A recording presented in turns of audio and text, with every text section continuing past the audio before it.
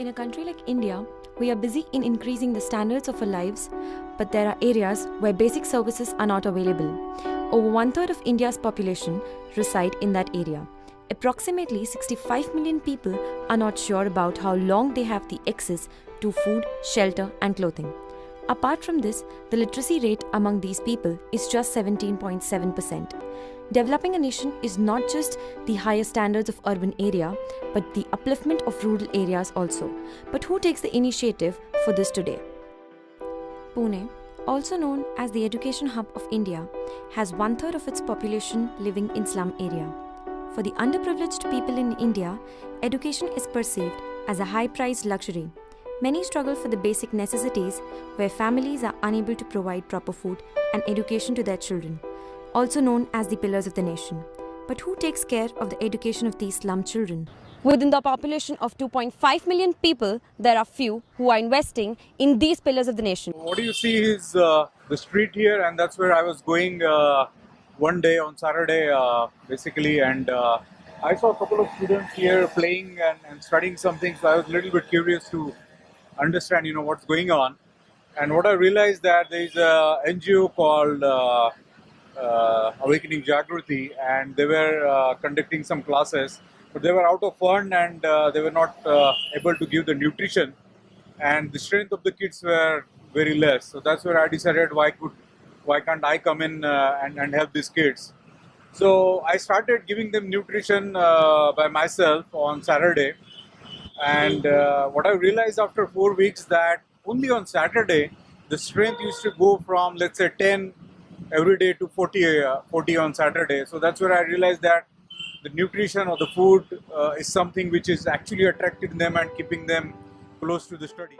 Children here are not only taught the theoretical part of their subjects, but the basics of life, manners and etiquettes one should follow, and the discipline of life. For them, life is just waking up in a slum, roaming around and looking for food. If they get, it's good, and if they don't, then sleeping with a hungry stomach. But here they are learning to live their lives. They are taught about different walks of life.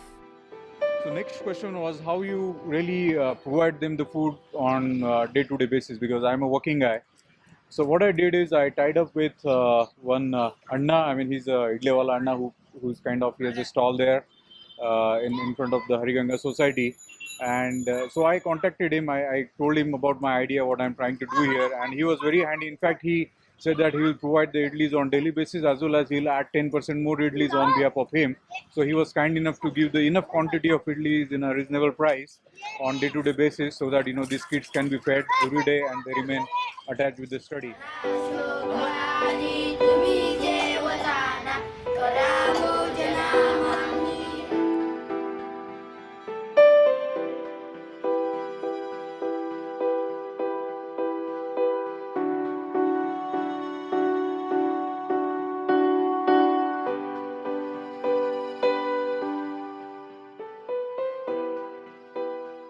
डेढ़ 2 साल से उनका इडली मेरे तरफ से उधर जाता, तो उनका 50-60 इडली जाता, मेरे भी 10-15-20 इडली तक डेली मैं भी उनको देता हूँ, मेरे तरफ से भी दान जाता है उनको।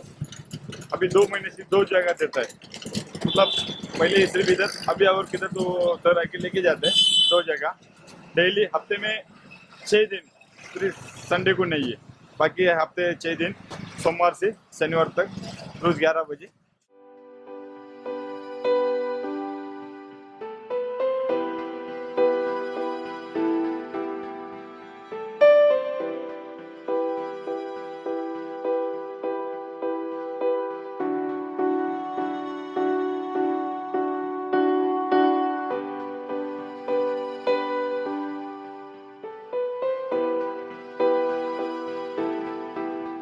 Where there are hundreds of people who are sleeping with hungry stomach, there are fortunate kids like these who are having their midday meals. But is it easy to deal with these children? पहले इतनी परेशानी आई कि वो कुछ भी सुनने को तैयार नहीं थे। हम शांत बैठने को बोले तो शांत बैठना उन्हें मालूम ही नहीं था कैसे। 2 मिनट शांत बैठे तो तीसरे मिनट फिर से चालू, फिर से झगड़ा, फिर से गालियाँ, ये सब कुछ शुरू होता है। तो मैंने सोचा कि हम रोज़ आएंगे, थोड़ा बदल होगा, फिर से जाकर कोई तो होगा, कोई तो किसी तो प्रकार से अब इनमें सुधार आ जाएगा। हम इधर आके पढ़ते हैं, जो आता नहीं वो सीखते हैं, समझते हैं। यहाँ के स्कूल में सर हमको पढ़ाते हैं और 4-5 बजे हमें खाना मिलता है, इडली सांभर, और हम खाते हो और हमें जो नहीं आता सर हमें वो सिखा देते हैं। These kids don't know what their future will be, but they are living in their present. There are a million more kids striving hard to survive on the streets of Pune. We are fortunate enough to have people like Nitin Jirafe who are taking efforts in building a better tomorrow. Education is a movement from darkness to light. These children are taught how to use their educated mind and enlighten their creativity to build their world tomorrow. Organizations like SPARSH help these children in coming up.